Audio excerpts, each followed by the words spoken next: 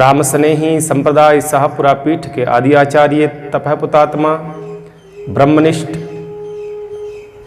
चरित सम्राट युग पुरुष स्वामी जी श्री 1008 श्री रामचरण जी महाराज के पावन चरणों में कोटिशः कोटि प्रणाम करते हैं। भूत भविष्य और वर्तमान के सब संतों के चरणों में प्रणाम।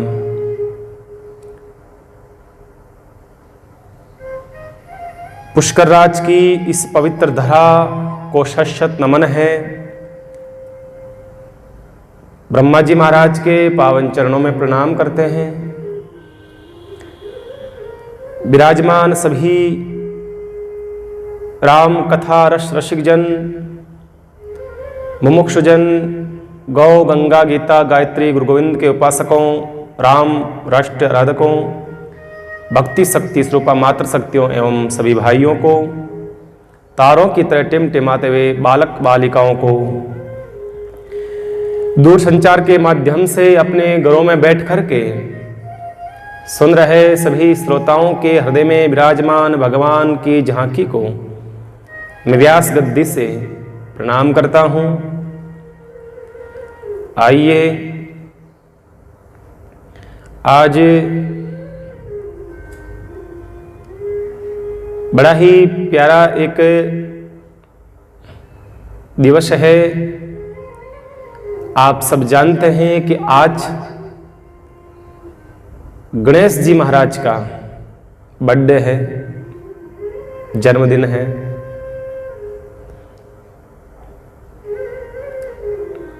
गणेश जी माने विवेक। रामचरितमानस की रचना करते हैं बाबा गोस्वामी जी, तो सबसे पहले मां सरस्वती को और गणेश जी महाराज का आह्वान करते हैं। और दूसरी बात यह है कि हम हमारे जीवन काल में कुछ भी शुभ काम करने लगेंगे तो सबसे पहले किसका आह्वान करेंगे? गजानन जी का। आपको पता है कि वो हर कार्य को मंगल करने वाले हैं। विवेक के दाता बताए गए हैं, विवेक के देव हैं। मानो विवेक, विवेक किसे कहते हैं? विवेक का मतलब होता है क्या सही है और क्या गलत है, इसका निर्णय करना, उसको विवेक कहा जाता है। व्यक्ति को जीवन में अगर विवेक आ जाता है तो व्यक्ति कभी गलत रास्ते पे नहीं जाएगा, कभी गलत रास्ते पे नहीं जाएगा वो।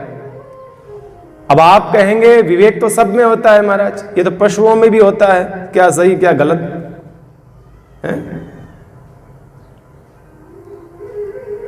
कहीं बड़ा खाड़ा है, सामने खड्डा है और पशु जा रहा है तो इतना तो वो भी जानता है कि यहां खड्डा है, मैं आगे बढ़ूंगा तो गिर जाऊंगा, इतना तो वो भी जानता है। इंसान तो क्या, वो भी जानता है? नहीं बंधुओं, वे विवेक नहीं है। विवेक आएगा आपको सत्संग से। मानस स्वयं कहती है बिनु सत्संग विवेक न हो। सत्संग में आया हुआ विवेक ही आदमी को सही रास्ते पर ले जाता है, सही रास्ते पर ले जाता है। सत्संग के बगैर विवेक नहीं हो सकता है। अब गजानन जी विवेक हैं, उनको प्राप्त करने के लिए, उनको खुश करने के लिए भी हमें क्या करना होगा? सत्संग करना होगा। सत्संग भी हमें वैसे नहीं मिलेगा। मानस की आधी चौपाई कहती है बिनु सत्संग विवेक न होई, और आगे लिखा वो भी सत्संग कब मिलेगा? राम कृपा बिनु सुलभ न सोई। सत्संग भी कब मिलेगा प्यारे? जब भगवत कृपा होगी, जब भगवान की कृपा होगी ना, तब सत्संग मिलेगा। विवेक कैसे मिलेगा? सत्संग से। सत्संग कैसे मिलेगा? भगवत कृपा से। भगवत कृपा कैसे मिलेगी? संत कृपा से, गुरु कृपा से, किसी वितराग महापुरुष कृपा से, किसी बुद्ध महापुरुष की कृपा से। भगवत दर्शन तब मिलेगा, भगवत कृपा तब मिलेगी। तो गणेश जी महाराज के पास में क्या है, पूजा करेंगे तो विवेक मिलेगा, और पूजा बनाओगे और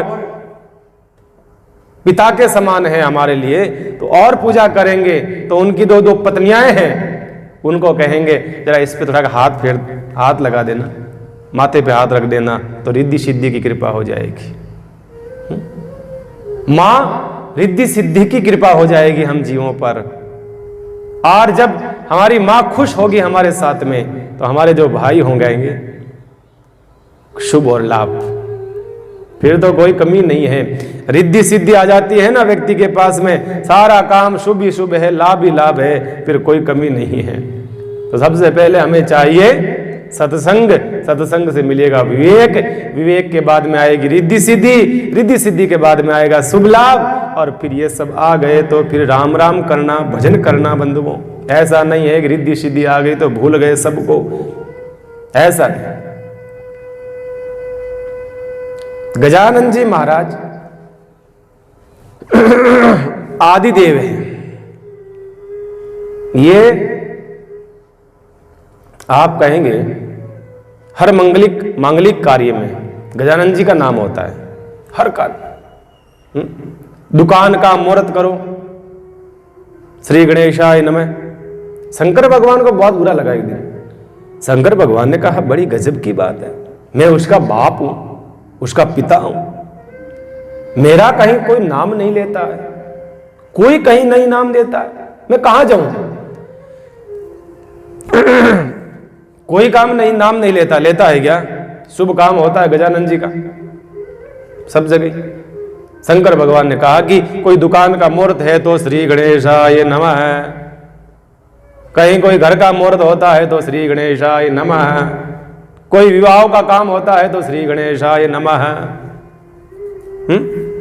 कहीं कोई नया कार्य, कोई कार लाए, कोई और कुछ नया कार्य करने लगते हैं तो श्री गणेशाय नमः। सब तब मैं कहां जाऊं जो मेरा नाम ले। सोचा कि कोई बात नहीं, मेरा कहीं नाम नहीं लेते हैं, मैं शमशान में जाकर के बैठता हूं, वहां पर आएगा तो कोई नाम नहीं लेगा, मेरे बेटे का समस्या खत्म हो गई। कोई आता है क्या? आपके गांव में कहते हैं कि कोई जब अग्नि संस्कार करते हैं, लकड़ी लगाते हैं तो श्री गणेशाय नमः? कोई नहीं कहता।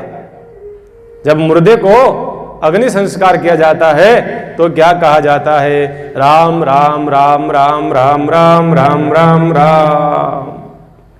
भगवान ने कहा बस मैं यही चाहता हूं, मेरे राम का नाम लेता है तो मुझे अति प्रिय है।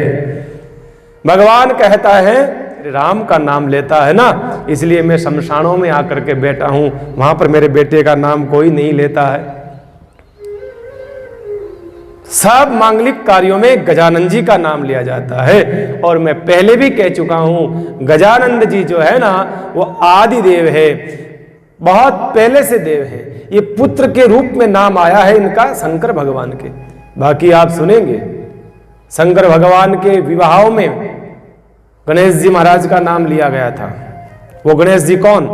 ये गणेश जी नहीं, वो आदि देव गणेश जी है। वो सर्व देवताओं से पहले जिनका जन्म हो चुका है, इसलिए उस गणेश जी का नाम लिया गया।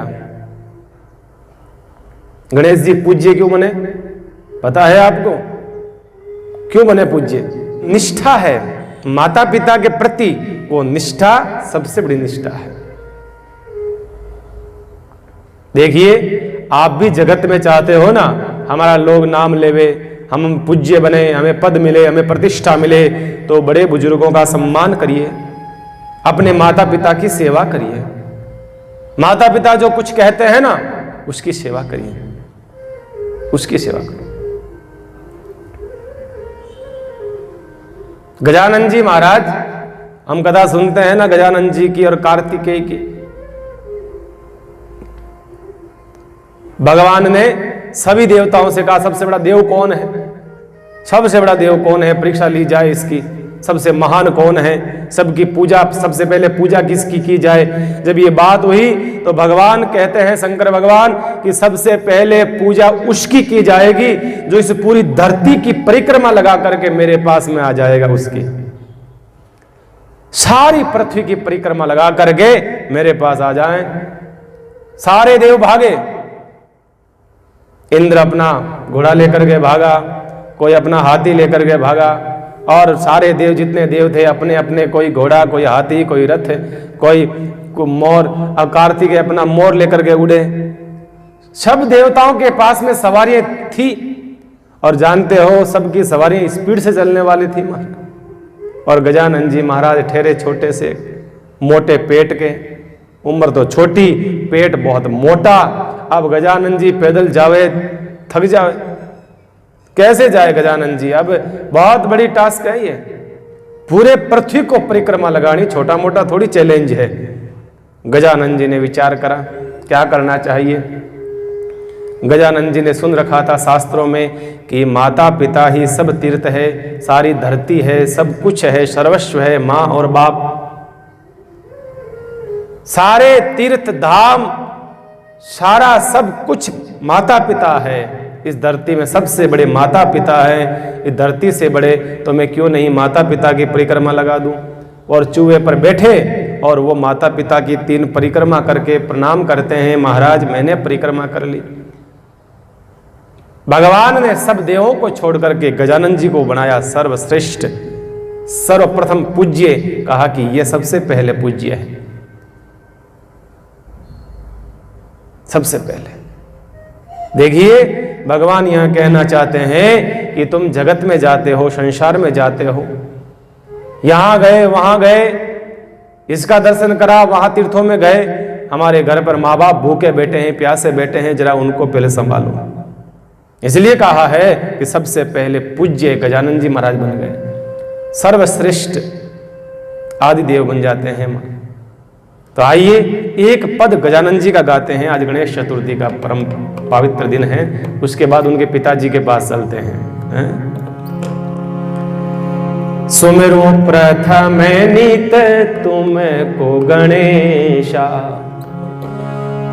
दूर करो मम कोटि कलेशा, दूर करो मम सकल कलेशा। सुमेरो प्रथम नित तुमको गणेशा, सुमेरो प्रथम नित तुमको गणेशा।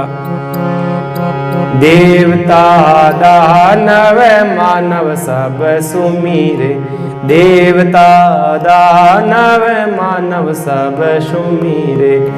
ऋषि मुनि आदि भजत हमेशा, ऋषि मुनि आदि भजत हमेशा। सुमेरो प्रथम नित तुमको गणेशा, सुमेरो प्रथम नित तुमको गणेशा। माता तुम्हारी उमा माया गिरिजा, माता तुम्हारी उमा माया गिरिजा। पिता तुम्हारा पार ब्रह्म महेशा, पिता तुम्हारा पार ब्रह्म महेशा। सुमिरो प्रथम नित तुमको गणेशा, सुमिरो प्रथम नित तुमको गणेशा। दूर करो मम सकल कलेशा, दूर करो मम कोटि कलेशा। सुमिरो प्रथम नित तुमको गणेशा, सुमिरो प्रथम नित तुमको गणेशा। क्या गुण गाय सकूं स्वामी तेरा, क्या गुण गाय सकूं स्वामी तेरा। अल्पमति नहीं बुद्धि विशेषा, अल्पमति नहीं बुद्धि विशेषा। सुमिरो साह, सुमिरो प्रथम नित तुमको गणेशा। अचल राम पर कृपा कीजो, अचल राम पर कृपा कीजो। निर्मल दृष्टि रखियो हमेशा, निरमल दृष्टि रखियो हमेशा, सुमिरु पवन तुमको गणेशा, सुमिरु प्रथम नित तुमको गणेशा। दूर करो मम सकल कलेशा, दूर करो कोटि कलेशा, सुमिरु प्रथम नित तुमको गणेशा, सुमिरु प्रथम नित को गणेशा। हर मांगलिक कार्य में सर्व पहले पूज्य देव हैं तो गजानन जी महाराज है। ऐसे गजानन जी महाराज के पावन चरणों में आप और हम सब प्रणाम करते हैं। देखिए, जैसे ही गणेश चतुर्थी आती है सब बच्चों को कितना उत्साह होता है, छोटे छोटे बच्चों को बड़ा उत्साह होता है, बड़ा अच्छा लगता है, क्योंकि गजानन जी का जो स्वरूप है ना वो छोटा स्वरूप है। सब देवताओं का स्वरूप एक निश्चित उम्र का माना जाता है। सब देवताओं का क्या मानते हैं? शंकर भगवान ब्रह्मा जी का देखते हैं, जैसे नाम आता है तो क्या लगता है, ओहो सफेद सफेद दाढ़ी, सफेद सफेद बाल, बुढ़े से एक उम्र एकदम बुढ़े झुरियां पड़ी हुई हैं, याद आ जाते हैं ब्रह्मा जी है। शंकर भगवान का जैसे नाम ले लेते हैं तो जटाजूट बैठे हुए शमशानों में भस्मी रमाए हुए और थोड़े से एक प्रौढ़ अवस्था में है, याद आ जाते हैं तुरंत कौन? बस वही शंकर भगवान। जैसे ही राम का नाम लेते हैं ना तो राम का नाम लेते ही थोड़ा सा उम्र के अंदर और मर्यादा पुरुषोत्तम वो सब याद आ जाता है। कृष्ण का नाम लेते हैं तो वो छलिया, उनका जो चरित्र है वो याद आता है। इसी प्रकार से गणेश जी का नाम लेते हैं तो क्या आ जाता है? छोटे छोटे बच्चों की याद आ जाती है, क्योंकि छोटे थे कर उनका स्वरूप जो है दर्शनीय छोटा है। बच्चों को बड़ा उत्साह रहता है। जैसे ही गणेश चतुर्थी आती है ना 10 दिन तक लगे रहेंगे महाराज, पता नहीं कभी ये करेंगे, कभी वो करेंगे, कभी वो करेंगे। नाथ द्वारा मेरा चतुर्मास था कुछ साल पहले, तो वहां मैं देखता था, वहां बड़ा उत्साह भाई। वहां एक बात कहनी पड़ेगी, नाथ द्वारा का त्योहार जो भी आते हैं इतना उत्साह से मनाते हैं, वो त्योहार इतने उत्साह से मनाते हैं, मुझे लगा नहीं और कहीं इतने मनाते हैं। क्योंकि कृष्ण जन्माष्टमी आती है, शिवरात्रि आती है, गणेश चतुर्थी आती है, होली, दीपावली आदि सारे तीर्थ बड़ा उत्साह से मनाते हैं। मैंने वहां देखा तो वहां पर हर घर में, लगभग घरों में देखता मैं, जब मेरा जाना होता था भोजन प्रसाद के लिए जाता था, पधरावनी होती थी घरों में, मैं जाता था तो घरों में देखता था कि छोटे छोटे बालक छोटी छोटी सी प्रतिमाएं गजानन जी की लेकर के आ जाते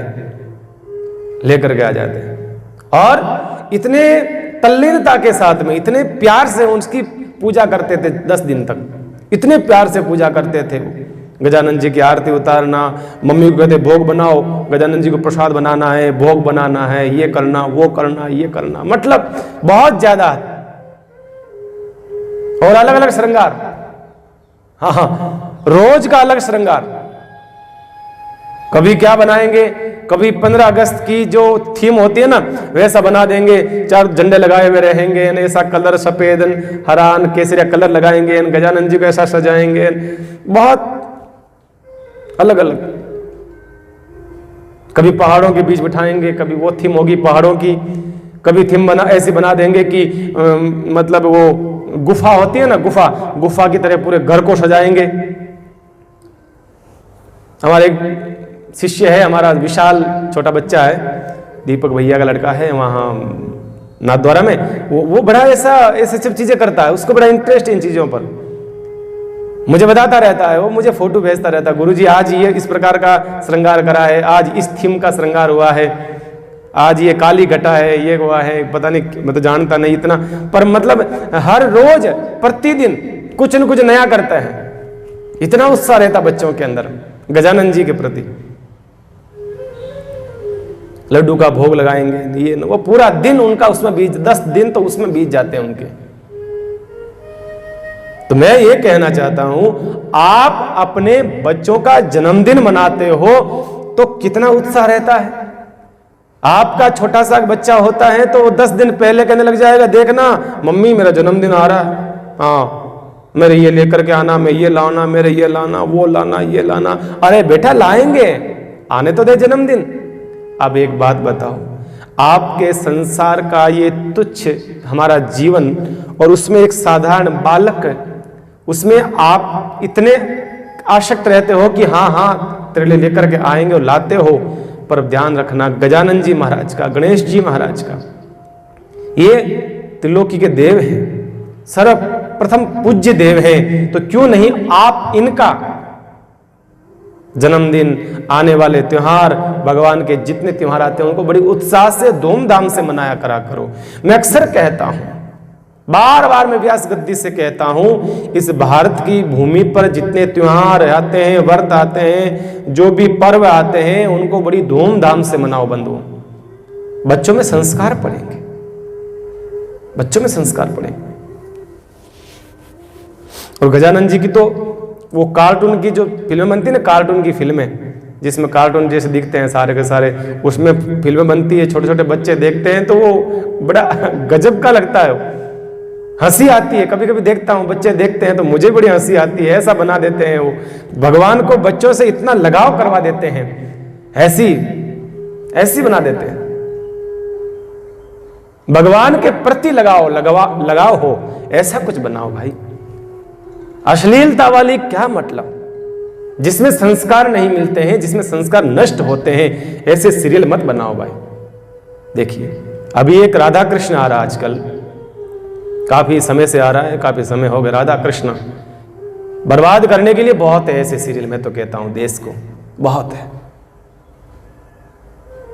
आपको अच्छा लगता है वो, मुझे तो बिल्कुल अच्छा नहीं लगता है वो, बिल्कुल भी अच्छा नहीं लगता है। क्या लगा आपको इसके अंदर ऐसा? भगवान श्री कृष्ण ने ऐसा लीलाएं नहीं करी जिसका वो दिखाया गया है इसमें। क्यों? सिर्फ पैसा कमाने के लिए, आपसे पैसा ऐंठने के लिए, और कुछ नहीं है। राधा से मिलन हो रहा है, राधा से ये हो रहा है, वो हो रहा है, ऐसा हुआ वैसा हुआ, ये गाने जोड़ दिए गए, ये कर दिए गए, बर्बाद कर दिया। ऐसे सीरियलों ने बर्बाद कर दिया देश को। ऐसे थे कृष्ण भगवान, ऐसी थी राधा, ऐसा विनोद करते थे, इस प्रकार की बातें करते थे। शर्म करो, शर्म बनाने वालों से मेरा कहना चाहता हूं, ध्यान रखना, तुम भगवान के चरित्रों के साथ खिलवाड़ कर रहे हो, तुम्हारे वंश और कुल का ध्यान रखना, कहीं भगवान ऐसा न कर दे। शर्म आने की बात है, कहां जरूरत पड़ी है, बनाना ही है।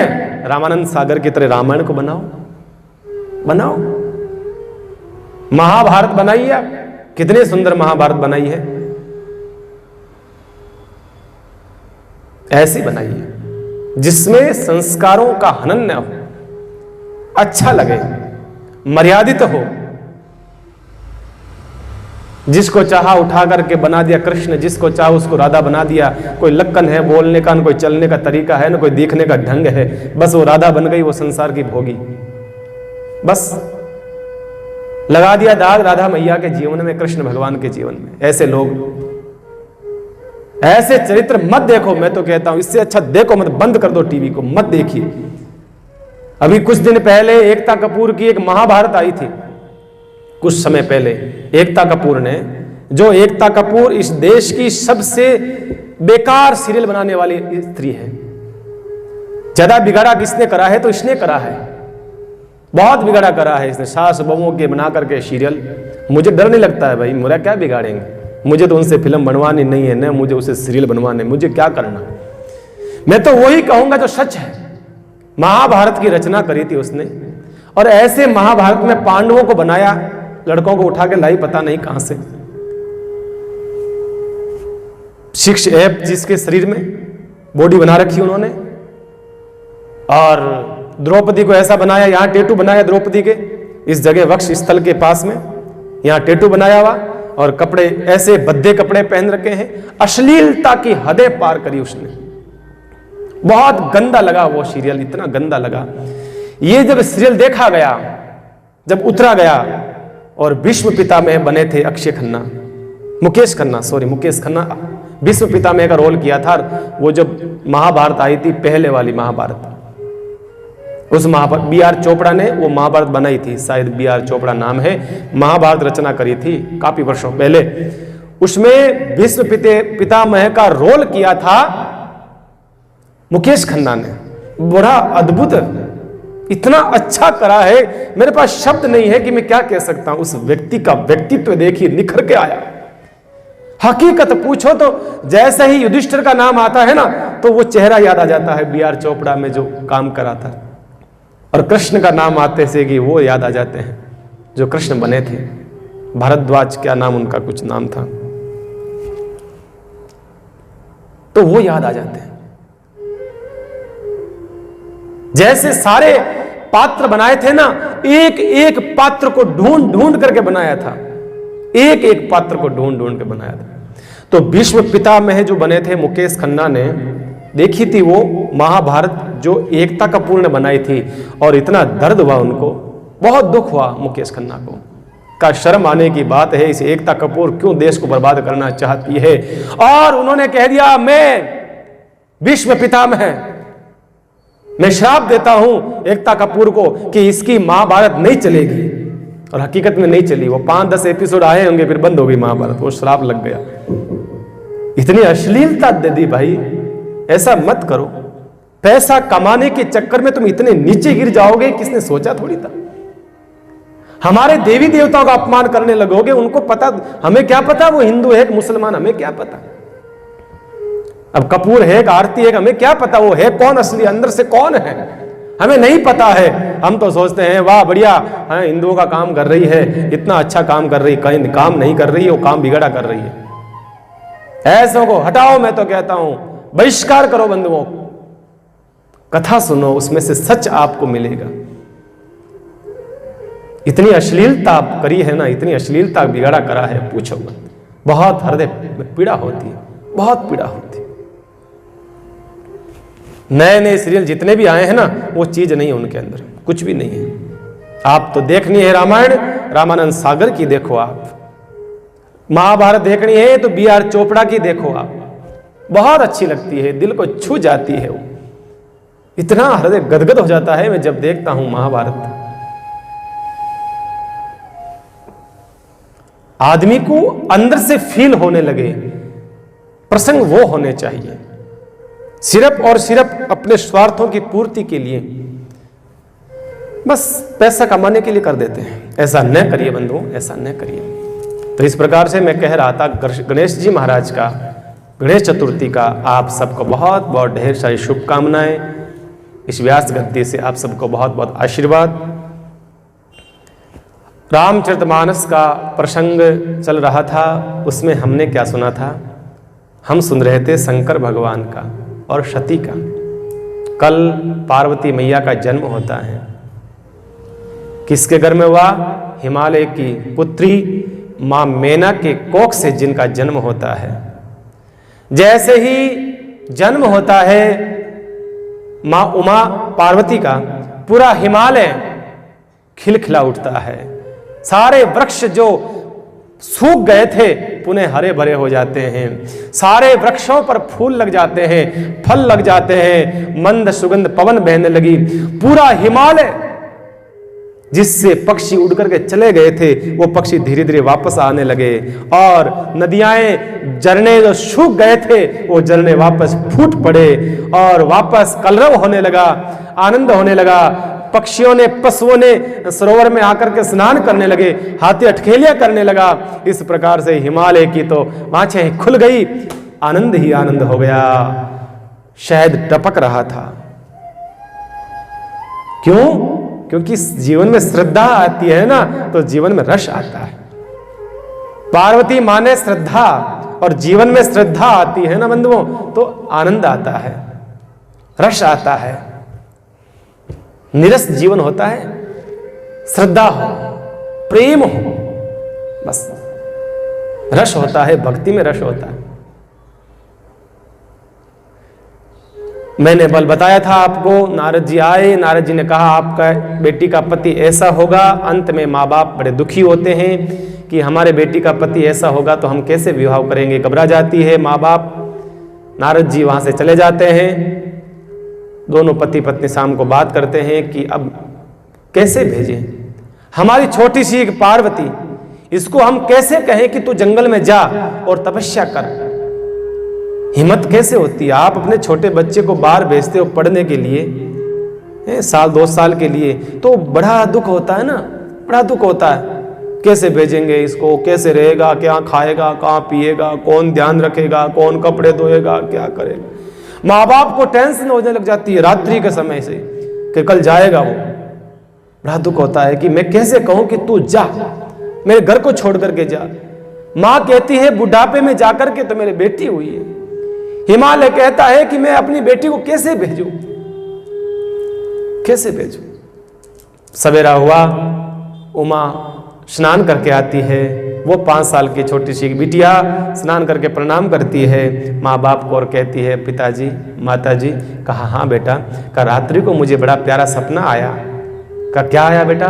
कि एक सफेद दाढ़ी वाला एक बाबा आया था, सफेद दाढ़ी सफेद बाल थे। वो सपने में आकर के माँ मुझे कह रहा था बेटा तो जंगलों में जाकर तपस्या कर। मैं जाऊं माँ? जैसे ये बात कही है माँ के मन की बात कह दी उमा ने। माँ ने कहा बेटी हम नहीं कह सके ये बात, तूने अपने मन से ये बात कह दी है ना, हमारे दिल की छीन ली बेटा तूने। तो हम तुझे रोकना चाहते हैं लेकिन फिर भी हम चाहते हैं तुम्हारा मंगल हो, तुम्हारे को पति अच्छा मिले, इसलिए हम रोकेंगे नहीं। मैं हालांकि मैना ने नारद जी से यह भी कहा था कि प्रभु अपनी मेरी बेटी को मत भेजिए, आप कहें तो मैं चली जाती हूं, आप कहें तो मेरी बेटी की जगह मैं साधना करने चली जाऊंगी। पर नारद ने कहा नहीं मैना जी, भोजन भजन मरण और परण ये 4 चीजें जो है ना स्वयं को करनी पड़ती है। सुन लो क्या 4 चीजें, भोजन भजन मरण और परण, ये 4 चीजें स्वयं को करनी पड़ती है, किसी और के आश्रित नहीं कर सकते। भूख लगती है तो हम कहते हैं कि भाई ले तू खाना खा ले, मुझे भूख लगी है। हम थोड़ी कहते हैं जाकर थाली पे बैठ जाते हैं टप देने गई, थोड़ी कहते हैं। पर भजन में हम लोग कह देते हैं, ये बात है, यहां हम गलती करते हैं।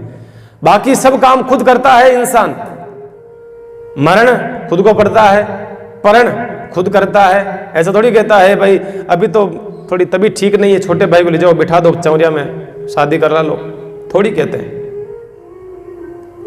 आदमी 4 में से 3 चीजें खुद करता है। और भजन की बात आती है ना, वहां दूसरों को सौंप देता है। पंडित जी कह देता है पंडित जी थोड़ा सा कि भगवान की पूजा कर देना। मैं देखता हूँ बड़े बड़े शहर होते हैं ना, बड़े बड़े शहरों में बड़े बड़े घरों में जाता हूँ मैं कभी कभी, वहां रुकने का होता है घरों के अंदर, तो मैं देखता हूं कि वहां मंदिर होते हैं बहुत अच्छे अच्छे घरों में बने हुए, और मंदिरों के अंदर सवेरा होते ही घर का मालिक चला जाता है और पीछे कोई पुजारी आता है, घंटी बजाता है, ठाकुर की पूजा करके वो चला जाता है, महीने के पैसे उसको मिल जाते हैं। ये होता है। ऐसा ना करो। दुनिया के सारे काम आप नौकरों से करवा लो, पर ठाकुर की पूजा स्वयं करो, भगवान की पूजा स्वयं करो, साधना स्वयं को करनी होगी। लोग तो इतने आलसी हो गए हैं, कोई कहता कहां जा रहे हो भाई साहब? मंदिर जा रहे हैं। एक काम करना, हमारी तरफ से धोख दे देना, हमारी तरफ से धोख दे देना। ऐसा क्या काम बिगड़ रहा है भाई? तू भी तो चला जा, तू भी प्रणाम कर ले जा। लेकिन नहीं जा पाता। किसी और को ट्रांसफर कर रहे हो ना, तो ध्यान रखना कल संकट आएगा, समस्याएं आएगी, तो भगवान भी कहेगा भाई ठीक है तूने किसी और से करवाया है तो मैं भी किसी और से करवा दूंगा समाधान। ऐसा नहीं होना चाहिए।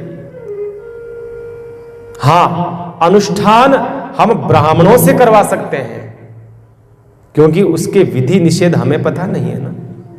कोई अनुष्ठान करवाना होता है तो हम किसी ब्राह्मण से करवाते हैं, क्योंकि हमें पता नहीं है क्या गलत है या क्या सही है, हमें पता नहीं है। और वो शिक्षा हमें पता नहीं, हम शिक्षा नहीं जानते, वो मंत्र नहीं जानते हैं। बैठ करके पास में आप उस अनुष्ठान का हिस्सा बन जाओगे तो वो पुण्य आपको मिलेगा। ब्राह्मण अनुष्ठान कर रहा है आपके नाम का, आप पास में बैठ जाओ, वो पुण्य आपको मिल जाएगा।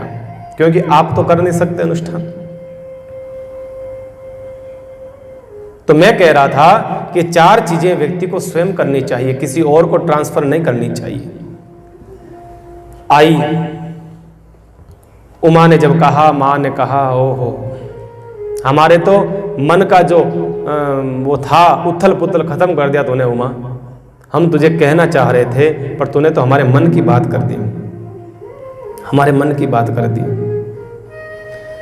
संतान वो नहीं है जो अपने माँ बाप को संकट में डाले। संतान वो नहीं होती है जो अपने माँ बाप को संकट में डाले। संकट में डाले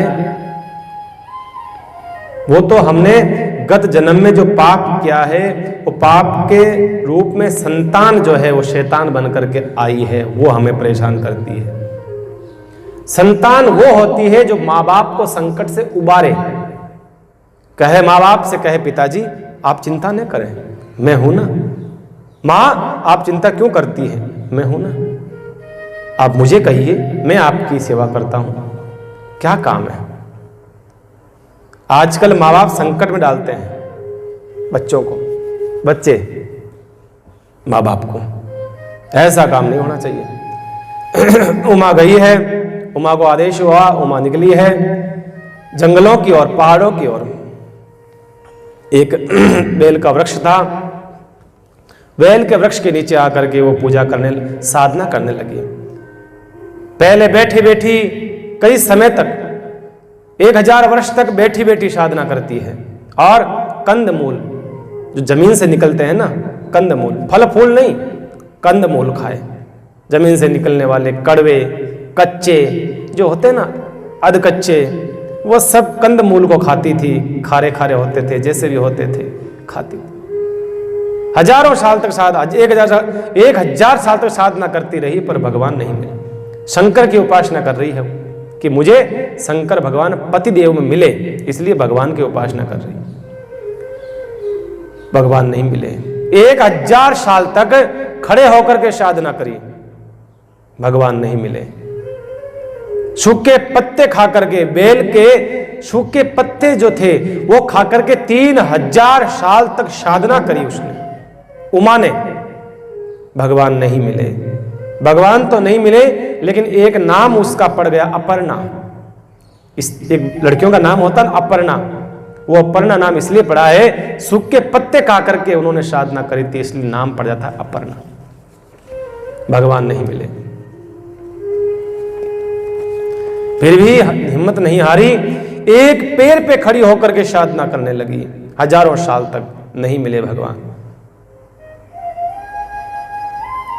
देखिए वृक्ष का जो पत्ता है, बेल के वृक्ष के, बेल जो होता है ना, बेल पत्र होता है ना, बेल पत्र, वो बेल के नीचे साधना कर रही थी वो। और आप जानते हो शंकर भगवान का अति प्रिय है, अति प्रिय है बेल वृक्ष। और उस बेल वृक्ष उत्पन्न कैसे हुआ पता है आपको? लक्ष्मी जी ने उत्पन्न किया था। और चढ़ता किस पे है? शंकर भगवान पे चढ़ता है ना। वो वृक्ष तो उत्पन्न किया था लक्ष्मी जी ने, और चढ़ता है शंकर भगवान पर। 3 देवों का इसमें भाग है। बताऊं मैं आपको, एक ऐसी कथा आती है इसके अंदर। एक बार लक्ष्मी जी का और विष्णु भगवान का झगड़ा हो गया। अब झगड़े तो आप जानते हो, पति पत्नी जहां पर भी है, चाहे भगवान हो चाहे इंसान हो, झगड़े तो हो जाते हैं। क्योंकि जहां प्यार होता है ना, वहां तकरार हो जाती है, जहां प्यार होता है। पर कभी कभी तकरार विराट रूप ले लेती है, विभत्स रूप ले लेती है कभी कभी, वो खराब है। तलाक तक हो जाता है ना, वो तकरार, वो प्यार नहीं, फिर वो तो मामला गड़बड़ है। तो एक बार विष्णु भगवान में और लक्ष्मी जी में झगड़ा हो गया, बोलचाल बंद हो गई। लक्ष्मी जी ने कहा ठीक है, मैं जा रही हूं अपने घर पर। विष्णु भगवान क्यों? जा, कल जाओ, त्या बाहर जा। लक्ष्मी जी गुस्सा कर लिया, लक्ष्मी जी आ गए अपने बाप के घर। जैसे ही लक्ष्मी जी आई है और बच्चे थे, बुआ आ गई, भाभी ने उनका प्रेम दिया, ननंद आ गई, भतीजों ने प्रेम करा, सब आ गई, प्रसन्नता हुई सबको। लक्ष्मी जी ने कहा कि आज झगड़ा हो गया हमारा उनसे, और अब मैं जाऊंगी नहीं, कभी नहीं जाऊंगी। घर वालों ने कहा अरे चिंता मत करो आप बुआ जी, आप चिंता मत करो, तुम संघर्ष करो, हम तुम्हारे साथ है, तुम संघर्ष करो, हम तुम्हारे साथ है, आप चिंता न करें, आप यहीं रहिए, मत जाइए, अपने आप गरज होगा तो लेने आएंगे विष्णु भगवान। अब बुआ जी तो बड़ा ठाट बाट से रहने लगे।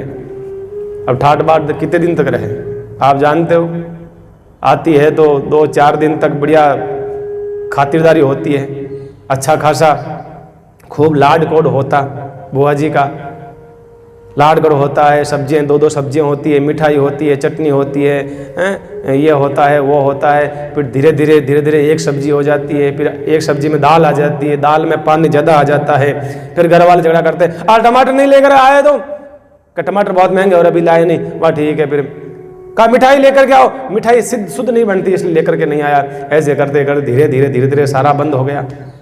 लक्ष्मी जी ने सोचा ये लो, एक बजे में हमारे घरे चौकी, हमारा मन में आओ जो खाओ तो लेती बना पड़ी, अब 8 तो भाई धीरे धीरे तकलीफ होने लग गई। पहले तो खूब लाड कोड हुआ, फिर धीरे धीरे कम हो गया। लक्ष्मी जी ने कहा अपने गुरु जी को याद करती हूँ, वो कोई तीसरा रास्ता निकालेंगे। नारद जी को याद करा, नारद जी आए, कहा लक्ष्मी जी काई बात है, कहा कि हमारा झगड़ा हो गया, मैं गुस्से में चली आई पीहर, अब मन मारा घराड़ा याद आवे, विष्णु भगवान की याद आ रही है, आप थोड़ा शोक माँ के समझो तो कराओ बनी। अरे कहा अभी करवाता हूँ, चिंता मत करो लक्ष्मी जी, एक काम करो। कहा कि हाँ आप एक काम करते हैं कि अपन ब्रह्मा जी को साथ ले लेते हैं, थोड़े बूढ़े है ना, बड़े हैं बूढ़े हैं, वो साथ ले लेते हैं। कहा हाँ ले लो। ब्रह्मा जी के पास गए, ब्रह्मा जी का ठीक चलो। कहा कि एक काम करो इंद्र को साथ ले लो, इंद्र भी ठीक रहेगा। इंद्र लोग गए, इंद्र को साथ में ले लिया। इंद्र ने कहा एक काम करो रात दिन भगवान का भजन करते हैं शंकर भगवान को साथ में ले तो फटाफट बात मानेंगे, जल्दी से बात मानेंगे।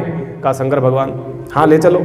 सब आए कैलाश, दूर से देखा कि सारे देव आ रहे हैं, पीछे लक्ष्मी जी आ रही है, छुपी हुई थी। जय शंकर भगवान का अरे आओ आओ, लक्ष्मी मैया आ गई, हमारे माता लक्ष्मी आइए आइए आइए आइए, पधारिए पधारिए, प्रणाम करा।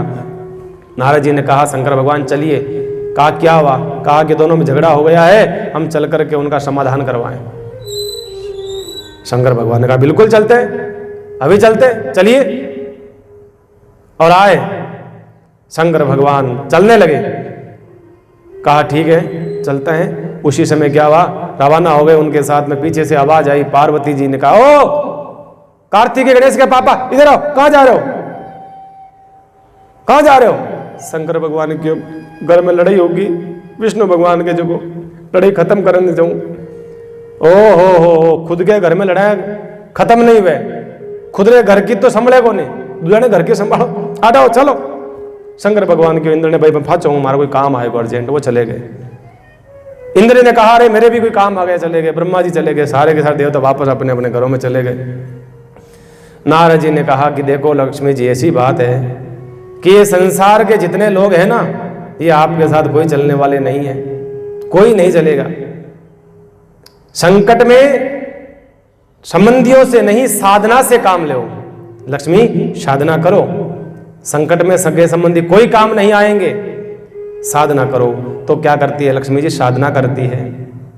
साधना करती है तो साधना करती है तो क्या होता है, बेल पत्र का वृक्ष उत्पन्न होता है साधना से।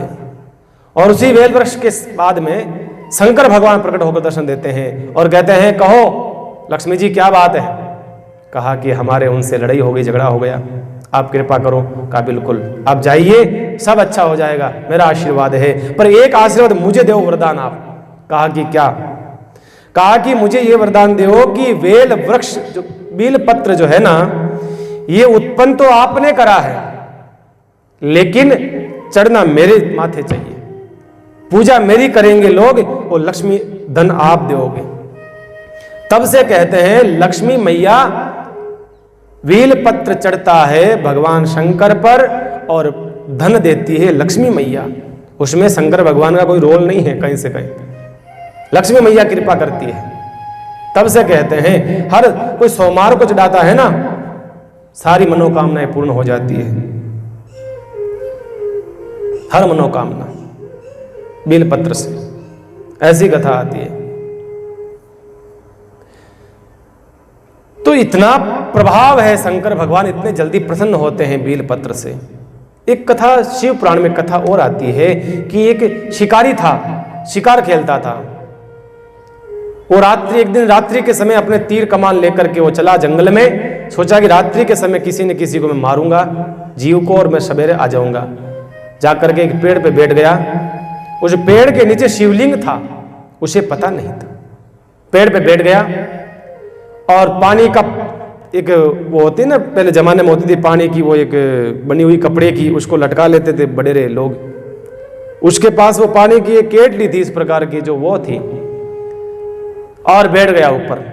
उसे पता नहीं मैं किसके ऊपर बैठा हूं। वो बैठा था बील पत्र पर, वृक्ष था बील पत्र का, उस पर बैठा था। और रात्रि का समय हुआ, पहला पहर आया। प्रथम पहर में एक हिरणी आई पानी पीने के लिए। वहां पास में सरोवर था, पानी पीने आई तो जैसे ही उसने ऐसे जोर से करा, बाण को खींचा, तो वो पानी के कुछ टपके, कुछ भाग और 3-4 बील पत्र टूट करके वो नीचे शिवलिंग पर जाकर के गिर जाते हैं।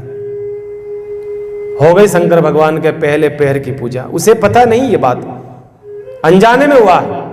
वो जैसे ही मारने लगा, उस समय हिरणी ने कहा, मुख बोल करके बोला, मनुष्य की भाषा से कहा, आप मुझे क्यों मारते हो?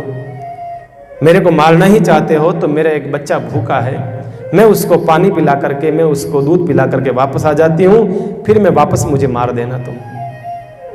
का पक्का। चली गई और जाकर के सारी बात अपने जो बहन थी उसको सुनाई। बहन ने कहा, तुम मत जाओ, मैं जाती हूं, तुम मत जाओ, तुम्हारे बच्चा है, मुझे वो मार देगा, खा लेगा, कोई बात नहीं। दूसरा प्रहर हुआ तो उसकी बहन आई, हिरणी की बहन। जैसे ही पानी पीने आई, उसने दूसरी बार तीर को खींचा तो वापस उस केटली में से पानी के कुछ छींटे और 3-4 वृक्ष में से वो टूट के पत्ते उस शिवलिंग पर गिरे और दूसरे प्रहर की पूजा हो गई। ये पता नहीं उस शिकारी को, अनजाने में हो रहा है बंधु, पूजा हो गई। उसने कहा कि आप मुझे मार सकते हो, मारिए आप। फिर पीछे जो हिरण थे, झुंड था, बड़े बूढ़े, उन्होंने कहा कि वो मर जाएगी, तुम्हें वो मार देगा, हम जिंदे रह करके क्या करेंगे, चलो हम भी मरने के लिए चलते हैं। सारे हिरण, सवेरा होते होते सारे हिरण आ जाते हैं मरने के लिए। सबको देख करके वो 2-4 बाण एक साथ चढ़ाता है, बाण तीर छोड़ने के लिए। उसी समय और पानी का कुछ छींटे और वृक्ष के पत्ते टूट करके शिवलिंग पे गिरते हैं और शंकर भगवान प्रकट हो जाते हैं। मांग मांग मांग, क्या चाहिए तुझे, क्या चाहिए, मांग। उसने कहा, भगवान मैंने क्या करा? मैं तो अपराध कर रहा हूं, मैं तो जीव हत्या कर रहा हूं, मैं तो पाप कर रहा हूं, और आप मुझे कह रहे हैं मांग मांग। मैंने कौन सा भला काम किया है? शंकर भगवान ने कहा, अरे पागल भले आदमी, तूने मेरी सारी रात मेरी पूजा करी है, 3 प्रहर की पूजा करी है तूने मेरी, इसलिए मैं तेरे से प्रसन्न हुआ हूं, मांग तेरे को जो कुछ चाहिए। कहा कि मुझे तो और कुछ नहीं चाहिए, मुझे भगवान राम का दर्शन चाहिए, मैं भगवान राम से मिलना चाहता हूं, जा। दिया आशीर्वाद, भगवान राम तेरे पास में चल कर के आएंगे, जा। अब आपको पता है इस कथा का वापस जाकर के दी एंड कहां होता है? इस कथा का दी एंड वहां होता है कि त्रेता युग में भगवान राम का जन्म हुआ। अयोध्या के पास में श्रृंगबेरपुर नाम का गांव था। श्रृंगबेरपुर गांव का राजा था निषाद राज। वो निषाद राज ही उस पूर्व जन्म का शिकारी था, वही वापस अगले जन्म में निषाद राज बनता है और भगवान राम उसके गांव में आते हैं, उसको दर्शन देते हैं, उससे मिलते हैं। ये कथा है। तो कहने का अर्थ यह है कि बेल पत्र का जो पत्ता है ना, बड़ा महत्व का है, बड़ा महत्व का। वो सूखे पत्ते खा खा करके 3000 साल तक साधना करी है मां पार्वती ने, 3000 साल तक साधना। जैसे ही पूर्ण होने को है उसी समय आकाशवाणी होती है, आकाशवाणी में से आवाज आती है, धन्य हो धन्य हो धन्य हो धन्य हो। आपकी साधना पूर्ण होती है। आपकी साधना पूर्ण होने के बाद में आप साधना के आकाशवाणी कहती है, हे पार्वती, हे उमा, अवश्य आपको शंकर भगवान पति रूप में मिलेंगे। अब आपकी परीक्षा लेने के लिए सप्तऋषि आएंगे, सप्तऋषि आपकी परीक्षा लेंगे, आप परीक्षा से डिगना मत। और उसके बाद में आपके पिताजी आएंगे, फिर आप अपने घर चले जाना हट छोड़ करके, और भगवान जरूर मिलेंगे, आपको जरूर मिलेंगे। ये आकाशवाणी हुई और आकाशवाणी शांत हो जाती है। अब बंधुओं, शंकर भगवान वापस तुलसीदास जी स्टीयरिंग घुमाते हैं। ये चल रहा था उमा का प्रसंग, अब शंकर भगवान की क्या दशा हुई है। शंकर भगवान जैसे सती को खो दिया, सती जल के राख हो गई, अब शंकर भगवान की क्या स्थिति है, शंकर भगवान की क्या दशा है, वो दर्शन करा रहे हैं गोस्वामी जी। चलो शंकर भगवान के पास। जब ते सती जाय तनु त्यागा, तब ते शिव मन भयहु बिरागा। जब ते सती जाय तनु त्यागा, तब ते शिव मन भयहु बिरागा।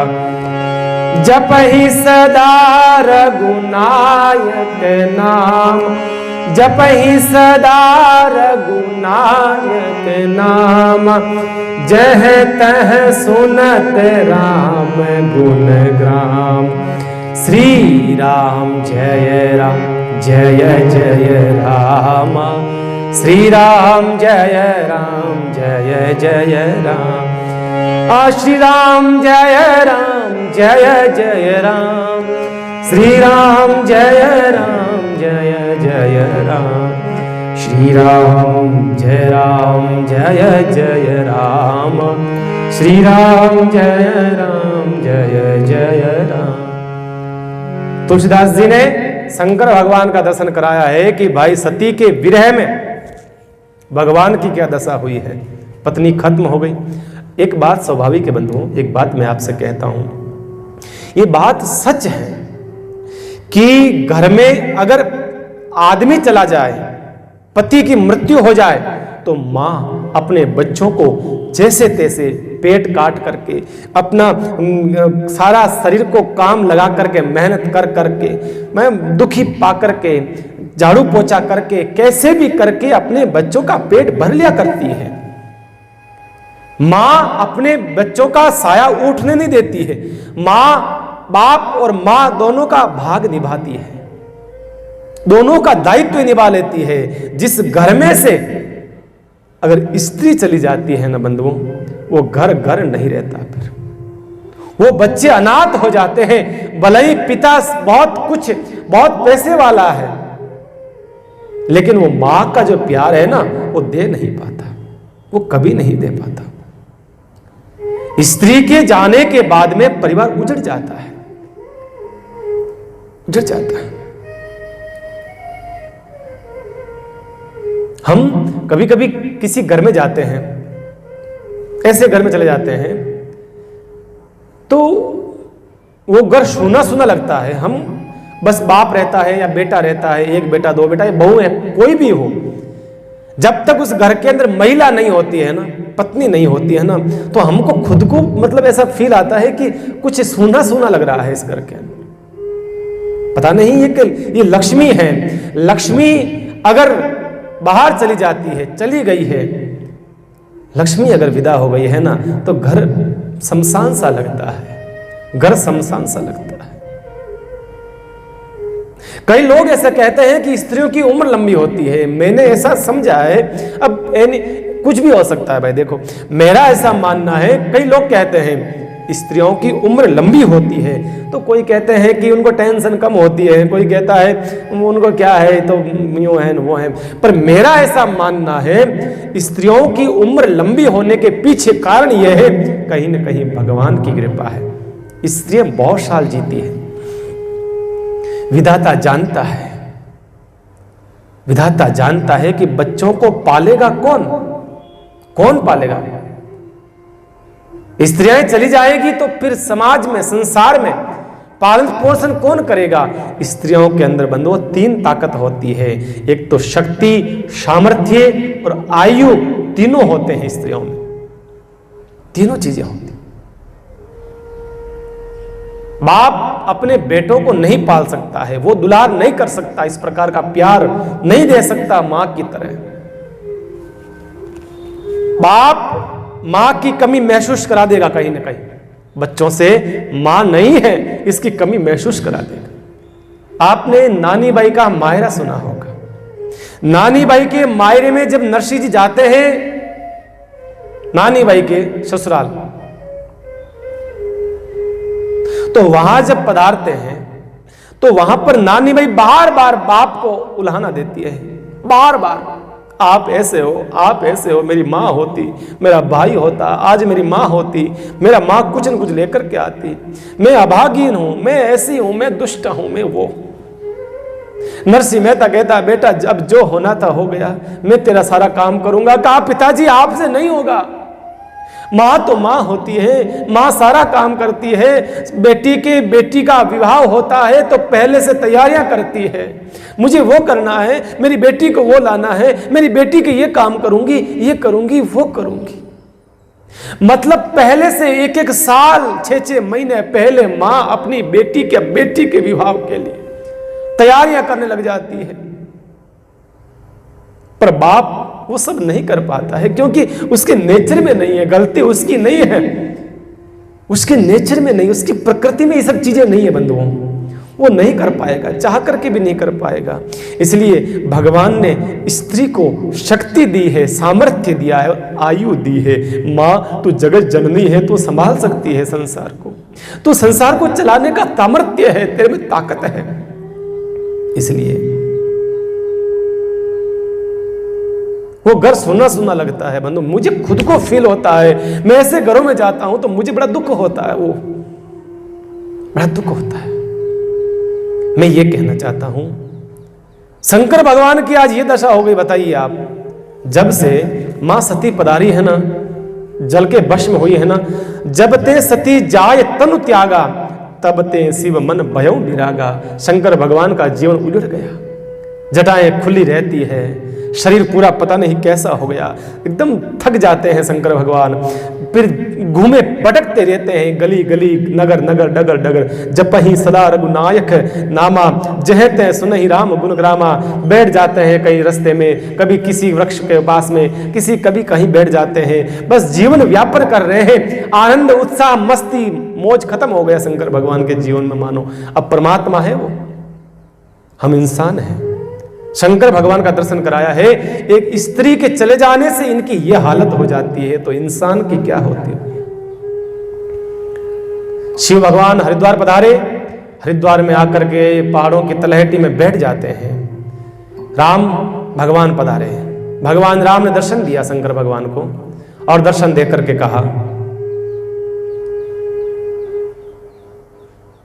हे शंकर भगवान, मैं जब भी प्रकट होता हूं तो किसी न किसी को वरदान देता हूं, पर आप मुझे एक वरदान दीजिए। कहा कि मांगिए, मैं आपको क्या दे सकता हूं। कहा कि कुछ न कुछ तो दीजिए आप। बोलिए आप क्या दूं।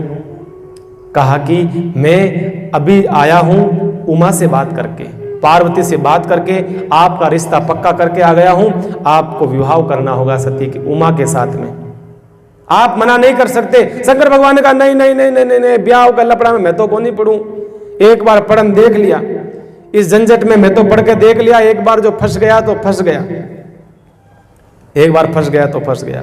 शंकर भगवान कह रहे गृहस्थ जीवन अद्भुत है भाई, गृहस्थ जीवन भी अद्भुत है, कोई की नहीं कह सके। लड़ाइयां भी मिनट में और प्रेम भी मिनट में। इरमास्ते लोग कहे भाई पति पत्नी के झगड़ा में कदे नहीं पड़नो, पति पत्नी के झगड़ा में कदे नहीं पड़नो भाई रे। बाकी जितना रिश्ता है सब में पड़ जाओ, झगड़ा में जाओ, पंचायतें करो, लाडा की बुआ घनी बनो, पर भाई रे पति पत्नी नो भरोसो कोने। सुबह लड़े शाम रा एक, शाम का लड़े सुबह एक, अद्भुत रिश्ता है भाई ये तो। वापस लड़ाई वापस प्रेम, 4 दिन माए के जाएगी झगड़ा करके, वापस पीछे फोन करेगा, बहुत याद आ रही है, प्लीज कम यार, आ जा ना, बहुत याद आ रही है, आ जा, बस एलो। और बेचारी स्त्री भी बड़ी कोमल होती है ना, हृदय से बड़ी कोमल होती है, एकदम होता है स्त्री का एक भावुक होना स्वाभाविक है कि स्त्री है, जगत जननी है, माँ का रूप भी होता है उसके अंदर छुपा हुआ होता है, वो झुक जाती है। जैसे ही पति का फोन आएगा, पति गुस्सा करेगा, मार देगा, डांट देगा, फिर प्यार से वापस स्त्री को कहेगा ना आजा तू, मेरे से गलती हो गई, हकीकत में वो लौट आती है वापस, हृदय से बड़ी कोमल होती है। इसीलिए बंधुओं ये टिका हुआ है, पूरा ये जीवन टिका है गृहस्थ जीवन का, बाकी सिर्फ और सिर्फ पुरुषों के आधार पर नहीं टिका हुआ है। इसमें ज्यादा भूमिका 70% की भूमिका मुझे लगता है कि माताओं बहनों की है, जो घर को बनाए रखती है, घर को तोड़ने नहीं देती, टूटने देती नहीं। हमने सुना है, अब सुना है ऐसे संतों के मुख से सुना है, कभी कभी ऐसी बातें क्षेपक में आ जाती है या संतों के मुख से सुन लेते हैं। हमने सुना है कि ब्रह्मा जी ने इस सृष्टि की रचना करी, सृष्टि की रचना बना दी, सारे जीव बना दिए, सारे जंतु बना दिए, सारे इंसान बना दिए, इंसान में आदमी बना दिया, बस सब कुछ बना दिया। अंतिम कृत्य थी आदमी। सब जीवों के बनाने के तत्पश्चात सबसे अंतिम जो बचा था मेटेरियल, उससे बनाया इन मानव आदमी बना करके छोड़ दिया।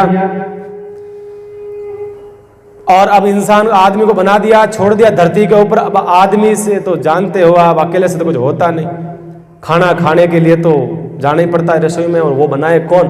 कपड़े धुपते नहीं, मुंह धुपता नहीं, खाना बनता नहीं, काम पे जाता तो वापस आता थका हुआ, घर लगता शमशान, चाय कौन पिलाए, जूते कौन खोले, घर का काम झाड़ू पोछा कौन करे, दलदल लम गया, जाले जम गए, ऐसी दशा हो गई आदमी की, तो हालत खराब हो गई। क्योंकि जितने जीव है सब अपना अपना काम खुद करते हैं, इंसान अपना काम खुद नहीं करता, उसके नौकर चाकर होते हैं, उनकी पत्नियां होती हैं, उनके परिवार होता है, उससे खुद से कुछ नहीं होता है। बस परेशान हो गया आदमी, हालत खराब हो गई। वापस जैसे तैसे वापस आया भगवान ब्रह्मा जी के पास में। ब्रह्मा जी महाराज, ये बना तो दिया आपने, हमारे को भेज, धरती पे भेज तो दिया, अब हम करें क्या? हम रोटी बनाएं, झाड़ू पोछा करें, काम पे जाएं, हमारा समाज का और काम करें, हम करें क्या? कपड़े धोएं, क्या करें? ये तो काम नहीं होता है भगवान। घर में जाते हैं तो भूत बंगला लगता है, जाड़े जमे उनसे उतरते नहीं। कहा भाई क्या करें? कहा कुछ तो कृपा करो, आप कुछ बनाओ, और कुछ बनाओ हमारे साथ में, हमारी सेवा कर सके। कहा वाह ठीक है। तो कहा कर्मचारी भाई कुछ बची है मिट्टी विट्टी कुछ देखो और कुछ बनाते हैं। कहा प्रभु बर्तन धो धुआ के रख दिए, कुछ नहीं बचा अब तो कहा कि भाई अब क्या करें, कुछ नहीं बचा है। कहा बनाओ बनाओ, कुछ न कुछ भेजो हमारे साथ में, हमारा जोड़ा होना चाहिए। तो भगवान ब्रह्मा जी ने क्या करा? कहा ठीक है भाई, अब सब जीव जितने बनाए थे उनसे कहा थोड़ा थोड़ा कुछ न कुछ दो, मैं एक और रचना बनाता हूं स्त्री के रूप में, एक स्त्री बनाता हूं, क्योंकि मेटेरियल खत्म हो गया, मेटेरियल तो जो बनाया था वो बन गया सारा, स्त्री बनाना है ना। अब सबसे कहा, बुलाया सबको, चंद्रमा को बुलाया, सूर्य को बुलाया, फूलों को बुलाया, भंवरे को बुलाया, सबको बुलाया। तो कहा कि बोलो क्या आदेश है ब्रह्मा जी? तो कहा सूर्य से तेज लिया, स्त्री का गुस्सा होता ना, स्त्री का गुस्सा लिया, वो सूर्य से लिया गया, चंद्रमा से वापस शीतल हो जाती है। जैसे ही आदमी प्यार से बोलता है शॉपिंग पे चले अपन, ओ हाँ वाह चलो शॉपिंग पे, वापस एकदम ठंडी गुस्सा हो जा, वापस शीतल हो जाती है चंद्रमा की तरह। और फूलों से सीखा कोमलता, फूलों से कोमलता लिया है स्त्रियों की। और भंवरे से क्या लिया? गुनगुनाती रहती है, कभी उनमें आपकी ननद में ननद ऐसे बोल, सासू ऐसा बोल रहे थे, ससुर जैसे बोल रहे थे, गुनगुनाती रहती है वो फालतू की बातें। अब पति अपना काम करता रहता है, वो भंवरों से लिया हुआ है। गलती स्त्री की नहीं है, दोष मत देना, माताओं बहनों को ध्यान रखना। अग्नि से तपन लिया, तपन लिया अग्नि से, कभी कोई गुस्सा हो जाती है तो इतना खतरनाक होती है। कौवे से काव काव लिया, लगी रहती है कभी कभी काव काव काव काव, आदमी कहता है तुम कान फोड़ दिए, लगी रहती है काव काव करती रहती है। हाथी से चाल ली है, उसकी चाल देखिए आप, गजगामिनी कहा जाता है इसलिए, उसकी चाल हाथी से ली गई है? हिरण से मृगनयनी, हिरण से उसकी आंखें ली गई है? उससे आंखें प्राप्त हो गई, मृगनयनी कहलाती है। और भोली भाली ऐसे दिखती है, गाय से भोलापन ले लिया। ऐसे करके सारी सामग्री एक एक लेकर के स्त्री की रचना कर दी और कहा ये ले, इसमें सारे थोड़े बहुत सारे गुण मिलेंगे, लेकर के जा। और लेकर के आया आदमी। 2-4 महीने तो बड़ा प्रेम से मामला रहा, फिर वापस वही डुसुम डुसुम होने लगी। परेशान हो गया आदमी, हताश हो गया, निराश हो गया, वापस लेकर के आया। लो ब्रह्मा जी नहीं चाहिए, मने नहीं चाहिए महाराज, लड़ा करे झगड़ा करे, सवेरे उठते ही महाराज काई काई काई काई करे। ब्रह्मा जी के वाह लिया, वापस ब्रह्मा जी के पास आया, दे दी, वापस आ गया घर पे। और 5-10 दिन महीना भर वान वापस वो तो आया। कहा शंकर भगवान से, कहा प्रभु अब जैसी भी थी प्रभु अच्छी थी, कोई बात नहीं, याद आ रही है, वापस दे दो, वापस दे दो। भगवान उसी समय ब्रह्मा जी ने कह दिया, भाई देख 2-4 बार आया गया, आखिर ब्रह्मा जी ने कह दिया, देख भाई ये पति पत्नी का झगड़ा हमारे बस की बात नहीं है। तब से लेकर के आज तक ब्रह्मा जी भी उस झगड़े को नहीं सलटा पाए। इसलिए कहते हैं कि भाई पति पत्नी का झगड़ा सलटता नहीं। इस प्रकार से शंकर भगवान को आदेश होता है, भगवान शंकर ने आदेश माना, पालना करी है, वहां से विदा हो जाते हैं। भगवान राम, शंकर भगवान ने सप्तऋषियों को बुलाया, सप्तऋषि आते हैं, कहा परीक्षा लेने के लिए जाओ पार्वती की। किस प्रकार से परीक्षा लेने जाते हैं सप्तऋषि, बड़ी अद्भुत कथा का प्रसंग भगवत कृपा से कल की कथा में कहेंगे भाई।